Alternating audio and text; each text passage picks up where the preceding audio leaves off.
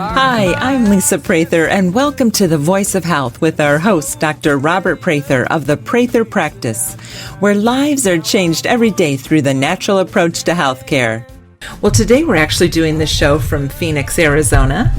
Beautiful sunshine. It is nice. Yeah, I think it's dreary at home, I've heard, back in Indiana. So we're here for a conference. Dr. Prather, do you want to talk a little bit about the conference and what the DABCI, those are initials after your name, it's the Diplomat American Board of Chiropractic Internists. It's a 3-year postgraduate program to further educate chiropractors on all the aspects of diagnostics. So we get about 360 hours of just reading blood work in a much more detailed type of a program. We also get into cardiac, GI, hair analysis. So we really cover the whole gamut on all the different types of diagnostics and how to further that and then interpret that for the benefit of the patient. And I know it is very challenging. What is the percentage of the people that start the program actually finish it? 10%. 10%. Wow. So, and I remember when you were going through that, we were married with 3 little ones. Are you saying that you're a patient woman? Yes. I said, now you have enough initials after your name. But then I went ahead and got some more. Yes, you did. Your licensed acupuncture and the other things. But let's talk about then the conference here. People are coming from all over the world, and what are you hoping to get out of the conference? Well, the main thing that we're going through the whole weekend is on DNA testing, and that's a cutting-edge aspect of healthcare and how we can apply that to our practices, what are the best methods, and what kind of impact we can have on people's health. So DNA testing, finding out what's going on with that, I'm very excited about it. I'll be putting in about 16 hours of lecture this weekend, and hopefully come back with some really good information. Exciting. Well, today we're going to talk about infant care. Talking about DNA. DNA. Yeah. Exactly. And we have a new little grandson, so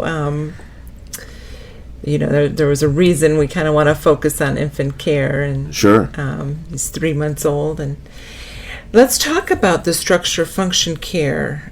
Why structure function care for an infant? Well, trying to that's the formative years of your basic health, and that's when most of the brain development really starts, and so you can really have an impact on a child when they're young. The sooner that you can get started on, the health of the individual, the better the health. You can really avoid a lot of problems. You don't want any more pharmaceuticals than necessary. So if you can keep your infant nice and healthy and away from any type of antibiotic treatments or any other different types of problems, the better the child's going to do throughout their life. They have found that infants that have 6 or more antibiotics when they are before the age of 5, they have 6 times greater likelihood of developing learning disabilities. Wow. So, you need to, keep your child as healthy as possible, avoid the different types of problems that can occur, and the better you can take care of the child at a young age, the healthier they'll be throughout their entire life. Yeah, I mean, that health even starts when the baby's in the womb. Right. And even then, getting ready, I've had some women come in and their husbands just to prepare before conception, just to make sure that they're healthy, and then all through pregnancy, and then keeping the infant healthy afterwards. Yeah, because you're passing along that DNA. Yes, you are. You want to make sure your DNA is good. So let's talk about pharmaceuticals.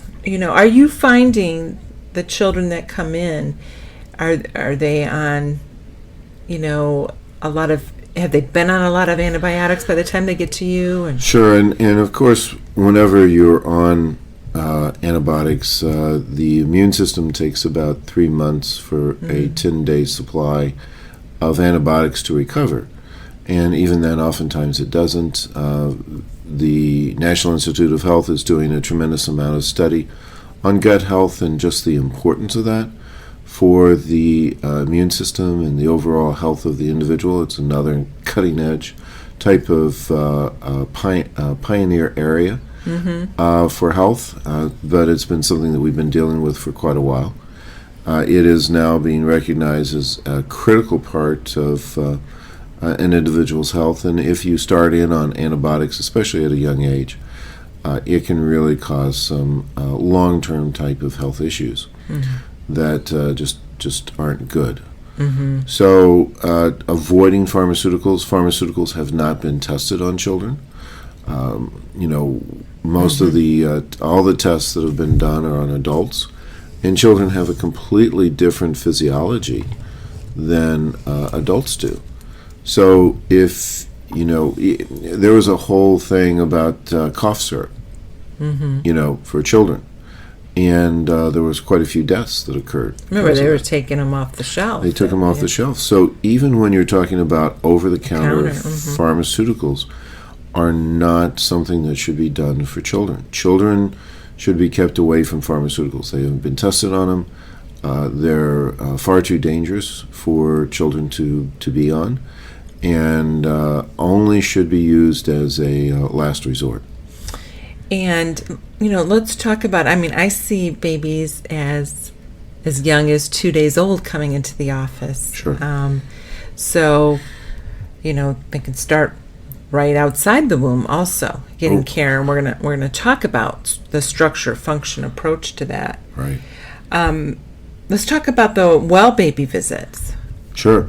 And, having those infants come in, as you said, 2 days old, and start them on evaluation and some adjusting, all those types of things are just really, really important. And the babies absolutely love to be adjusted. And we're talking about non-force adjustment. Non-force adjustment, reflex adjusting. It's, all the moms can say, wow, I can really see a big difference on how my child's behaving. I knew that I needed to get my kid back in because I could see some of the, he just wasn't as happy. Yeah, we're going to talk about colic. And yes, that... we're not pooping. Right. Having those types of things. So the chiropractic is excellent along those lines. Doing nutritional evals on the infant, seeing what they need. All is just very, very important. And, there's a, when you can get the child, like our grandson who's sleeping at 8 hours at 3 months at night, that's worth it a lot to parents. It's not just a healthy, happy baby makes a healthy, happy mama, which makes a healthy, happy family. So, keeping those problems down, keeping those worries. But structure function care is really where children should be. That's where they should be getting their well baby visits. That's where they should be having their health improved and evaluated. And looking at it in that type of way, because the disease care is just not something that is, unless it's absolutely necessary, that should not be where infants should be. So what type of conditions can be treated, for an infant in the structure function care model? Well, the most common visit that occurs for babies' problems is otitis media, ear infections. that's one of the biggest things that are being dealt with, and that's where you usually get into the antibiotics. And once a child starts along those lines with having to go with an antibiotic treatment, the more likely they are to eventually need more antibiotics, because it weakens the immune system, and then you've got a whole cascade of problems that start to occur. So besides, the most common reason that parents bring in children into the office is ear infections. Mm-hmm. And one of the things we want to do is talk about that a little bit more in depth. Yeah. But the other thing that we can really help out with is colic. Mm-hmm. We can really get that down about, it's an amazing number of kids have that problem, and it just really makes life kind of unbearable for everybody, for them and for the parents. Well, when we come back, let's talk more about that dreaded colic. You can win a free 60-minute massage in a relaxing spa at the Prather practice. Each month, we have a drawing to give away a free massage to one of our lucky Facebook and Twitter fans. Follow us on Facebook and Twitter on our website at thevoiceofhealthradio.com. This is The Voice of Health with Dr. Robert Prather. The Voice of Health Wellness Tip with Dr. Robert Prather of the Prather Practice. Dr. Prather, there is a device you use at your office called the electrodermal screening, or EDS. Tell us a little bit about it and why you call it the lie detector for the body. Well, the electrodermal screening unit is a galvanic skin response unit, and it actually falls under the same category as a lie detector test or biofeedback. So it is actually, we can actually rig our electrodermal screening to actually do lie detector. But it is also a good term on that is a lie detector for the body. Mm-hmm. When you're actually, you know a whole list of different types of products that could possibly work in each type of situation, but everybody knows that not everybody responds well to penicillin. Mm-hmm. Some people actually have some very negative reactions to it, matter even to death. Some people, it's a lifesaver. Well, that's true of everything. And what the electrodermal screening does is it actually gives you a predetermination on how you're actually going to respond to any type of thing that we might prescribe to you before you actually take it, which is extremely helpful. Now, it's not a diagnostic tool. It is not classified as a diagnostic tool. But as we've gotten the approval from the federal government on the use of it, we use it purely as a means of checking to see the body's response before you would actually take something. Okay. So it's a response machine. Mm-hmm. Now, you have to have knowledge beforehand on what products will actually work with each type of condition. Right. So we're very dependent upon our lab tests and the gold standard types of diagnostic tests.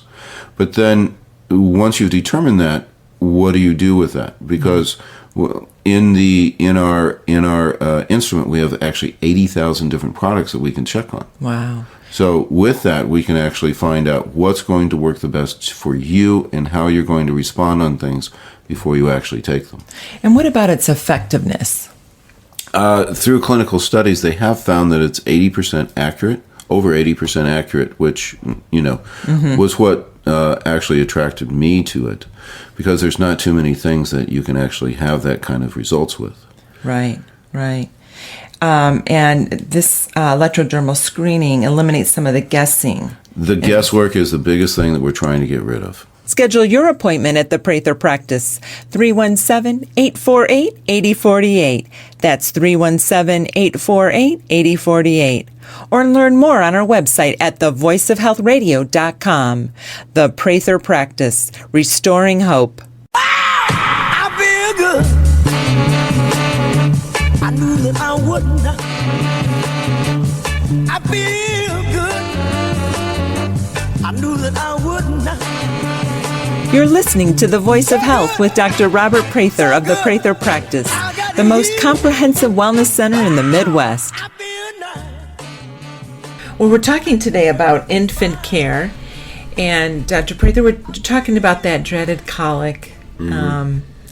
Not a fun thing to go through. Sure. And what I had learned, it comes from the gut, right? The health of the gut. Is that true? Yeah, colic is as adults, we don't have the sensitivity to our intestines. So our intestines can become inflamed, can become irritated. We don't have a whole lot of pain with it. But infants have exquisite sensitivity in their gut. So if they have some digestive issues, if they have gas, if they have other different types of things that are going on, then they feel the pain 100%. So there's a different physiology, a different nervous system, different response for infants as opposed to adults. So understanding that is very important, that they are exquisitively sensitive in the gut. Exquisitively. Yes. They do not like to have gut problems. And about 40% of all infants have what's considered colic. The definition And of... if parents don't understand that or what the Right. root is, they're going to be very frustrated and get impatient with their infant. And, infants they tell us by their cry that something's wrong. Yeah, and it's a pretty common... what you see is the most common thing that you can tell that your infant has colic is that their knees come up. There's just that classic type of a position where you're trying to take off pressure off the gut area. So they ball up their fists and raise up their feet and yell really loud. I had... actually, he's an adult now. I've seen him as an adult, but I had a little boy who was brought in, and he was 4 months old and had been in the hospital already 4 times because of the screaming. I mean, he just was constantly screaming. So we got him on a probiotic, a few other different types of things, a little bit of herbals, a little bit of homeopathics, and just saved him and saved the sanity of the mom and the husband, because they were just in a panic mode. Yeah. And they weren't getting any answers from the physicians. They had been to Riley several times and had been overnight, and they really had nothing to offer. So we were able to get that under control pretty quickly, by doing the different types of things we did, some adjusting also, and was able to basically save the sanity of everyone. Right. And now he's an adult patient of yours. He's an adult patient. patient. Not colicky anymore? No, he's not colicky anymore. He's a big boy. Do you remind him? Yes. His parents have told him many a times that, they... how much that made a difference. But we see that quite a bit where parents are coming in and there's a panic. The definition of colic is where the child has 3 hours of constant pain. Okay. For about 3 times a week. Then they're considered colic. That's considered a definition of colic. Basically, every child's going to have some gas pains and some things like that for a short period of time. That's not unusual at all. Right. But you want to keep that down to a minimum. But when it's really diagnosed as colic, 3 hours, which you can imagine a baby crying for 3 hours. Oh my goodness. And for 3 days a week. No, I don't want to imagine that. For 3 days a week. And, I've had babies coming in who were crying like that constantly until they just had worn themselves out and gone to sleep. And that's just not something that, is so anything that you want to put up with at all. So you talked about, in treating colic, probiotic adjustments to work on the nervous system. Right. Yes. And then there is something called gripe water, which is an herbal combination that's very good. You can find that in most pharmacies, actually. Health food CVS. stores. So, the gripe water is out there. Many parents swear by it. Takes down the inflammation in the gut. Now, for probiotics, you don't want to use the same ones as adults. But we carry a probiotic for infants. Matter of fact, we have a different probiotic for every phase of life. because the bacteria in the gut, the normal bacteria that should be there, is completely different in an infant than in an adult. Yeah. So there are different stages along those lines that you want to give, and if you give the right probiotic, it really can make a huge difference long term. You have gripe water, but really looking at that and even doing some diagnostics along those lines, you can find out what's going on inside the gut of a baby. Well, let's talk about that. What are the diagnostics that should be done? The best way to evaluate gut health is to do a stool kit, which is real easy for a baby. Yeah. So what you do is you just take some of the stool. We have tubes that you put it in. We send it off to the lab, have it evaluated. There are many times that there are some very specific reasons. You can have some bacterial infections. You can have some parasitic infections. There can be some severe deficiencies in pancreatic enzymes. There can be an imbalance in the short-chain fatty acids. So there can be quite a few different things that could be underlying problems, and there are very specific ways to work with that for infants to get those corrected. And as you make the corrections on that, we can recheck the stool and make sure that everything's cleared out. But oftentimes it can be different types of even candida infection that can be an overgrowth in there. Give some specific things for that. You don't have to go pharmaceutically. Homeopathics are very good.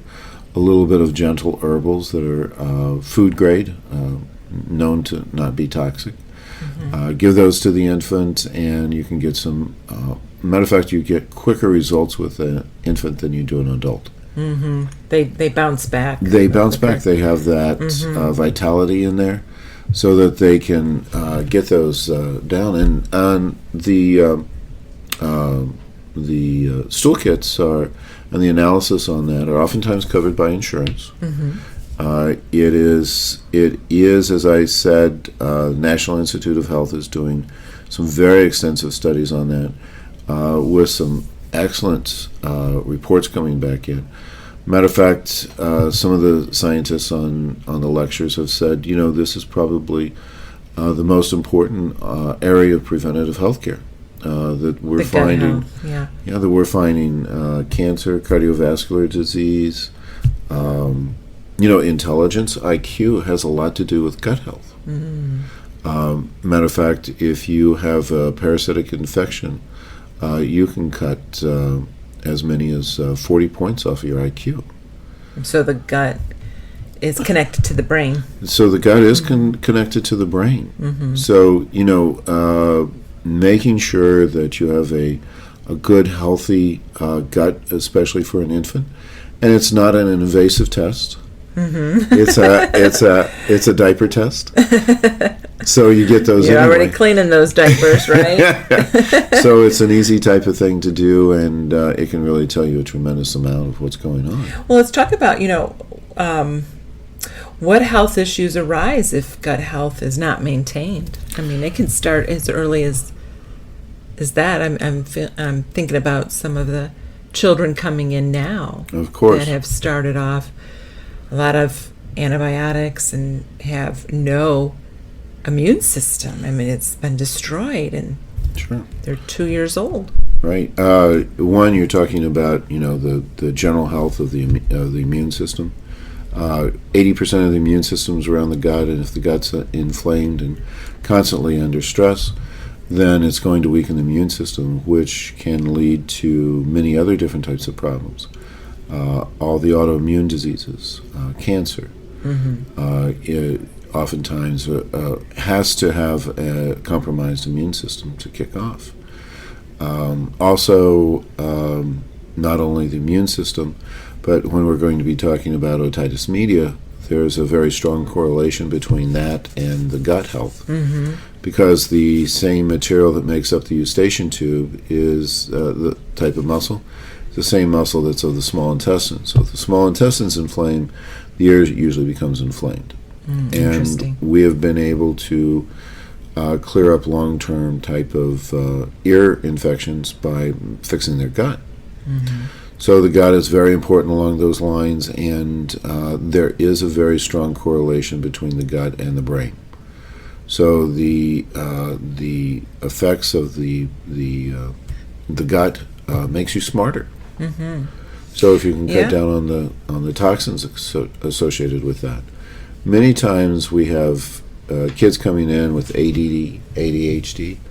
I had one young boy who was brought into my office, and he's an adult right now. But You've been around a long time. I have been around for a long time. I'm starting to see the fourth generations on some of my patients, which is interesting. But he was going to be put. Not only was he put on medication, but they were also wanting to put him in special ed. And the mom came in and says, "I know my child's smart, Mm-hmm. but there's something wrong." So we did tests on him and found some parasitic infection. We were able to get that cleared up, and he went from going to special ed Mm-hmm. to going to advanced classes, where he was, and it was really proven that he was that smart. Mm-hmm.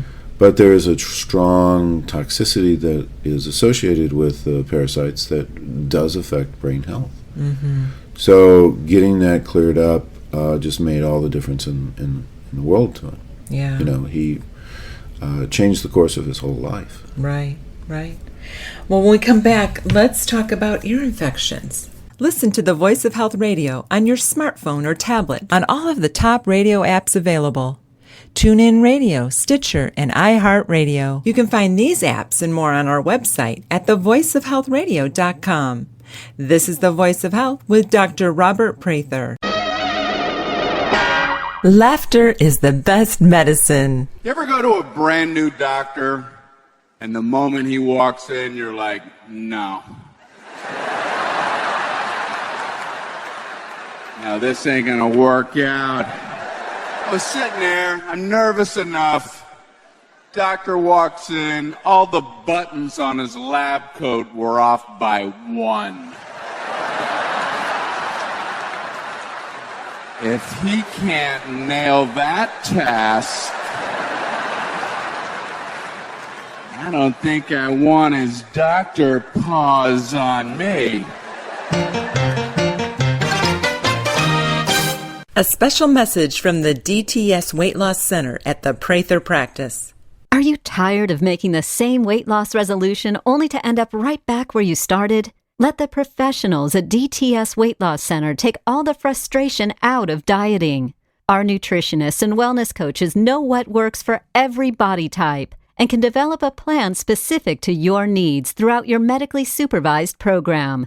Make the change by visiting us online at dtsweightlosscenter.com. Dedicate, transform, succeed. When you call the Prather practice to schedule your appointment at our DTS Weight Loss Center, mention the Voice of Health radio show and you'll receive a free initial consultation plus a free body composition analysis. 317-848-8048. That's 317-848-8048. The DTS Weight Loss Center at the Prather practice. Dedicate, transform, succeed. Doctor, doctor, give me the news. I got a bad case of loving you. No pill's gonna kill my head. I'm Lisa Prather, and you're listening to The Voice of Health with Dr. Robert Prather of the Prather Practice, where we get to the root cause of your health issue. Well, today we're talking about infant care, and let's talk about ear infections. Sure. Very common. Very common problem. Again, the most common reason for a sick visit to the pediatrician. And the success rate of treating ear infections is pretty abysmal pharmaceutically. Usually, if you can get that treated naturally, that's the way it should be. It should be done. And of course, children have a higher tendency towards ear infections because of the angle of the tubes.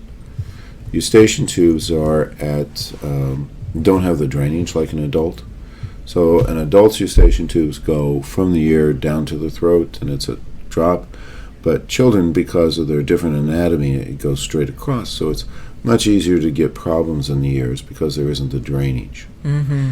Now, for ear infections, chiropractic is something that is extremely helpful because as you get especially the neck aligned and also jaw and skull, there is a better drainage that occurs just physically. Matter of fact, on many of our adjustments, kids get an immediate response where the pain goes down. Also, we do a specific ear a eustachian tube adjustment that's extremely beneficial and can open up the eustachian tube immediately. I love that adjustment. It really makes a big difference. We have a lot of people who come in and just love to have that done because they can feel the immediate difference. It really cuts down on the sinusitis problems. Many of my patients say, I can feel, I can't tell you, probably 3 or 4 times a day, I can feel my sinuses draining now, right after that. Right. So the chiropractic is absolutely critical in otitis media and really shows up a huge amount of benefit. Also, we had mentioned the gut connection on that, really helping along those lines. But there are also a lot of other different types of things that are very, very helpful along those lines. One of them is ABC formula. That's what they call it. Is that a herbal or a homeopathic? Homeopathic. Homeopathic. Aconite, belladonna, and chamomile.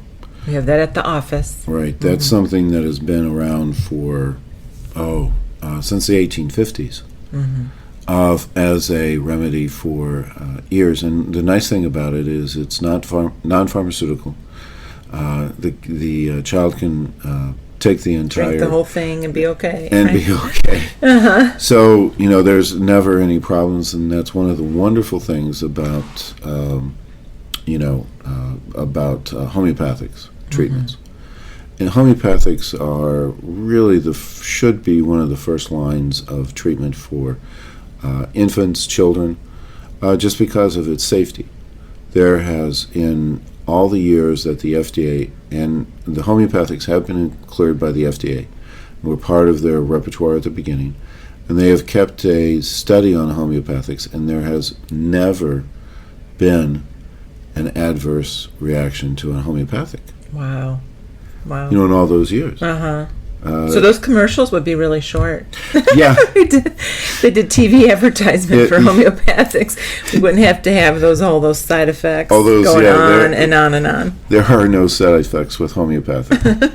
Now, homeopathic is complicated to be able to get down. And you need to go to someone who's well trained in it, understands what's going to work and what's not going to work. Because it works with the body, and if you get the right formula, oftentimes you can get amazing results along those lines. And babies are remarkable. Infants are remarkable on their healing, aren't they? Sure.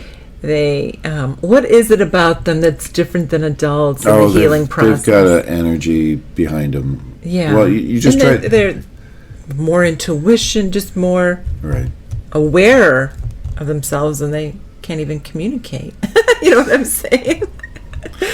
Well, I remember I had one young couple who had their pride and joy with the baby, and they came in and they were pretty distraught. And, they had already done 2 rounds of antibiotic on an ear infection, and they just weren't getting any better. They hadn't gotten any sleep that night. Matter of fact, I think it was the last 3 nights they hadn't gotten sleep. And they were just like, help me. And this was the first time that they were in. I said, well, we're going to start treatment right away. So first thing I did was some adjustment, got him on some homeopathics and had him take it right away. And then also did some diathermy on the ear. Very safe type of thing to do. And the little guy was screaming as they brought him in, screaming. And then he was going up in the front, and he was just a toddler, but he was playing with all the front desk gals. Yeah, afterwards. And the parents said, are is just... this the same child? And the parents are just looking at him and going, okay, we should have been here 3 days ago. Because they said, I can't, they said, I can't believe this. Right. Of course, they all became, patients at that time. They moved away since then, but they were just, it just changed their whole perspective. Well, and we have a young toddler coming in who, in the disease care model, they want to take out his adenoids and his tonsils. Sure. They're coming to you. Talk a little bit about that. To know and one of the things, of course, is there are so many different types of health problems that can develop, beforehand. And poor little guy had been on antibiotics several times, and just his whole immune system and his health has just been crashed. Yeah, his behavior. He got kicked out of a daycare center. Sure. Well, if you don't feel well, right? you're not going to be able to perform well.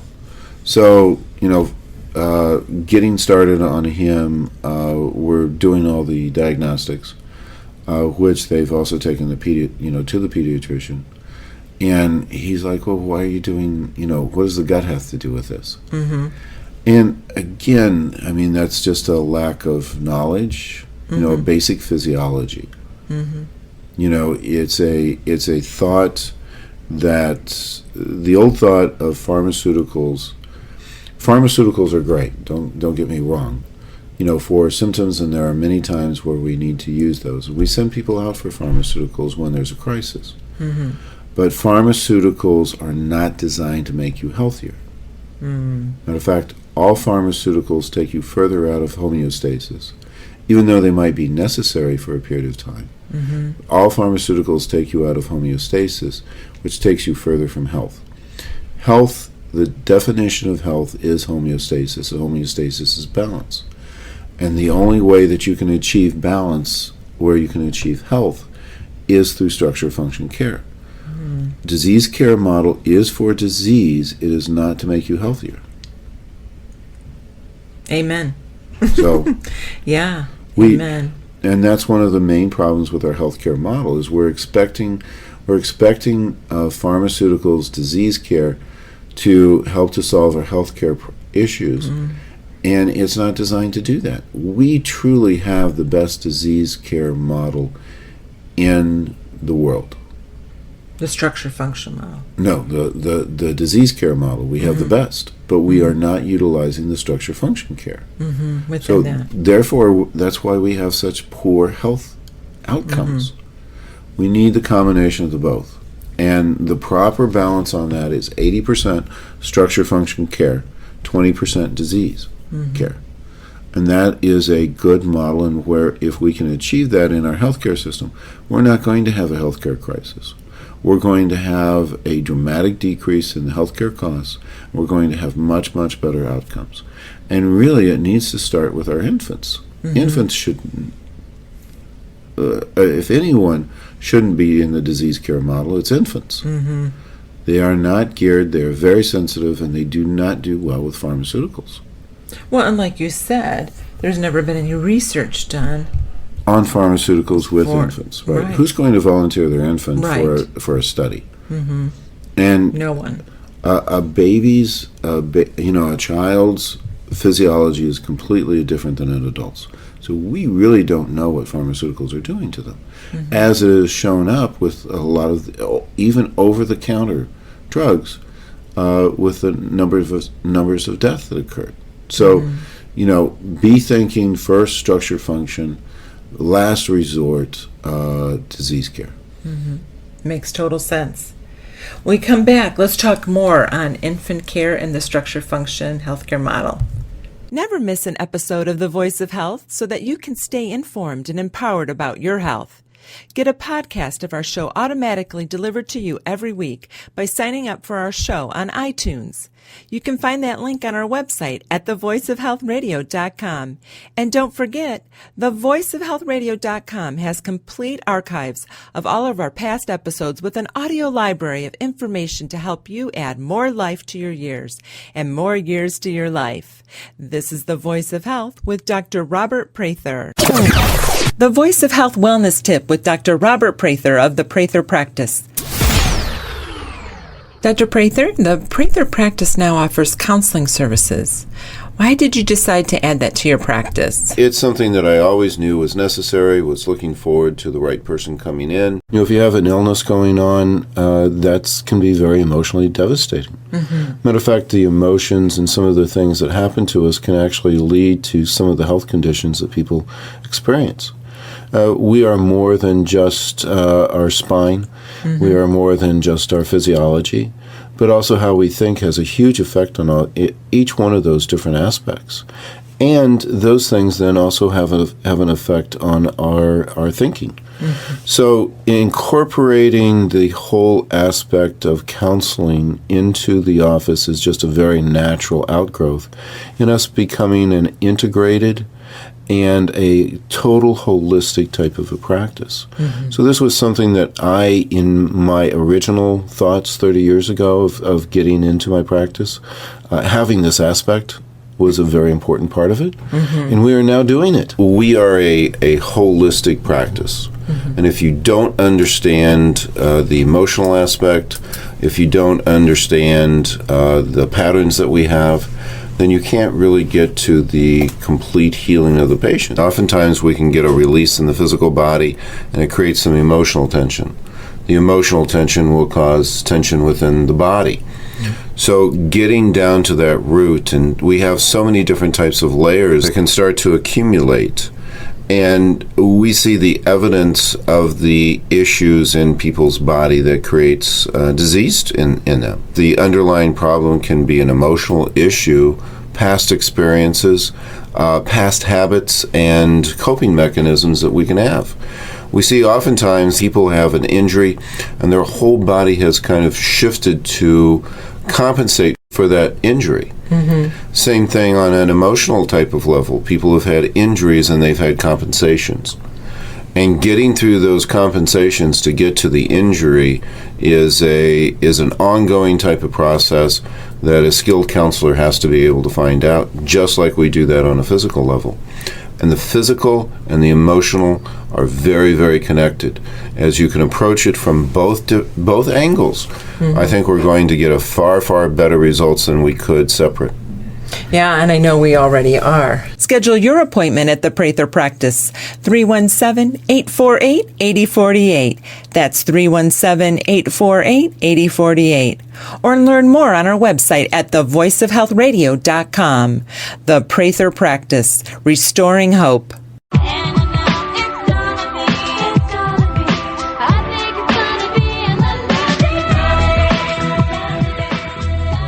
You're listening to The Voice of Health with Dr. Robert Prather of the Prather Practice, where our mission is restoring hope to our patients.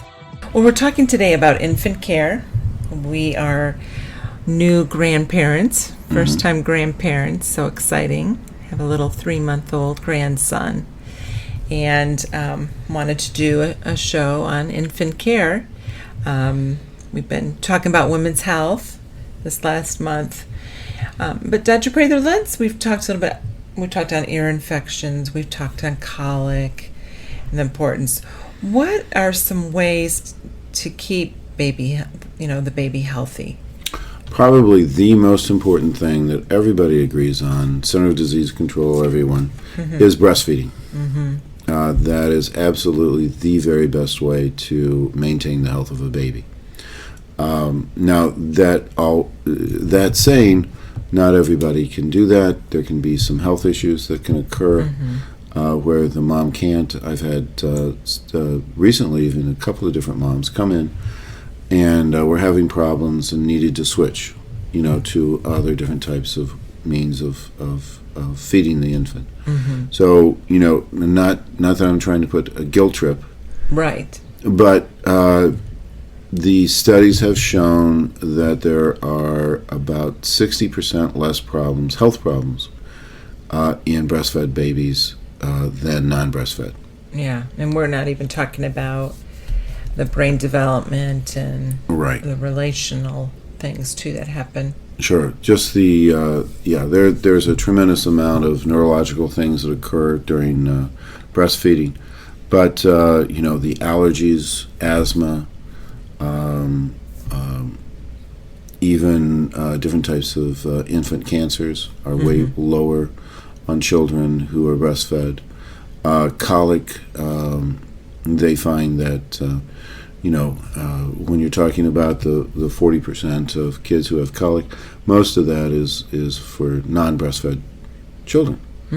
Just because even on a daily basis there is a communication between the saliva and the breast of a mother, where the nutritional needs will change according to the That's needs amazing. of the infant. Also, you get all the immune system into the child. There's a transfer of the bacteria that are necessary for the gut health. The list just goes on and on and on. And the longer that a child is breastfed, the healthier the individual, on statistics. So it's something that is, no doubt about it, breastfeeding is the best. And like you said, the CDC, It's not even questioned at this point. right. Everybody's in agreement on that. Sure. Now, if we could just get our culture Yes. to be okay with it in public. Right. We it's we just- need a different society. Many women are working. There's just there needs to be a shift in society where moms can when that baby's hungry, that mom needs to feed it Wherever they are. wherever they are, and society needs to adjust to the mom and the baby, not the mom and the baby adjust to society. Yes. Amen to that. I'm saying a lot of amens today. What diagnostics should be done for the child? Well, we talked about a few things. Of course, you don't want to do a whole lot of blood draws on infants. No. They don't like that too much. No. But some non-invasive ways of really checking, and again, if you can balance out, one thing balancing out really has a huge shift on balancing everything else out. Probably the number one thing for an infant is checking the bowels. Again, the bowels, we had talked about that earlier, just how important that is.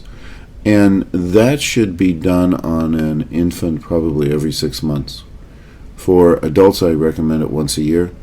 But for children, I would say every 6 months until they get to about the age of 6. Okay. So every Okay. 6 months. Every 6 months, have that done, because then you can pick up if there's any type of problems.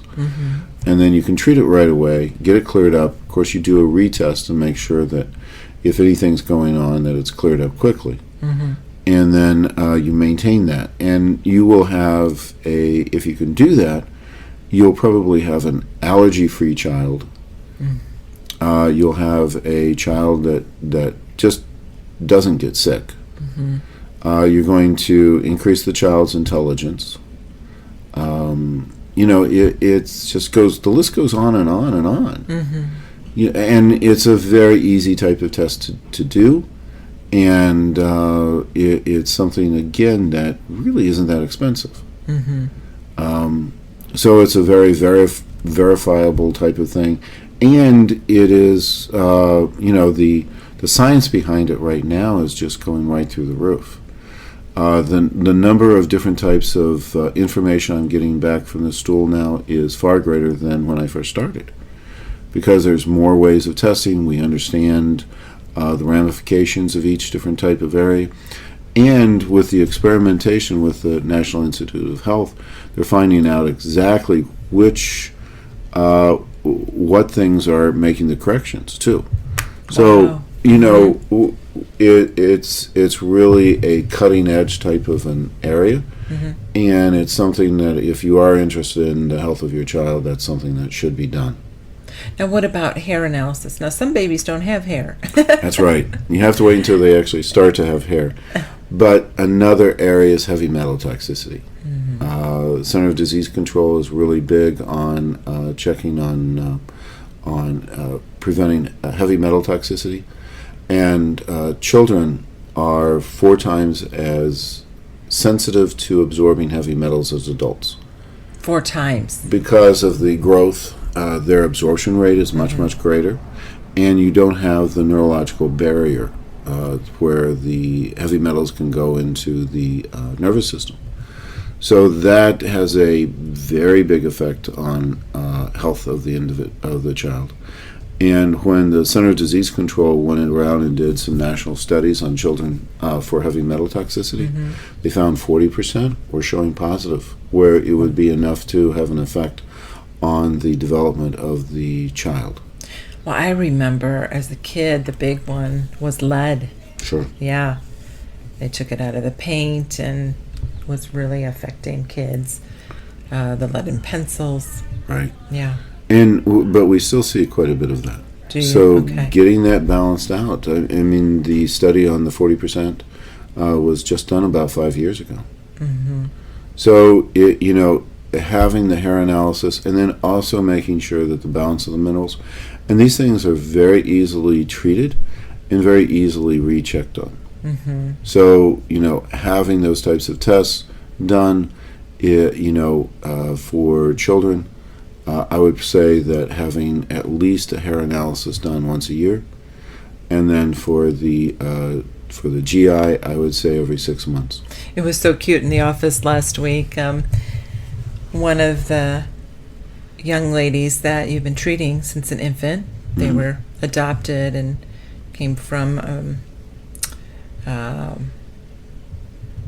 really bad beginning, right? Sure.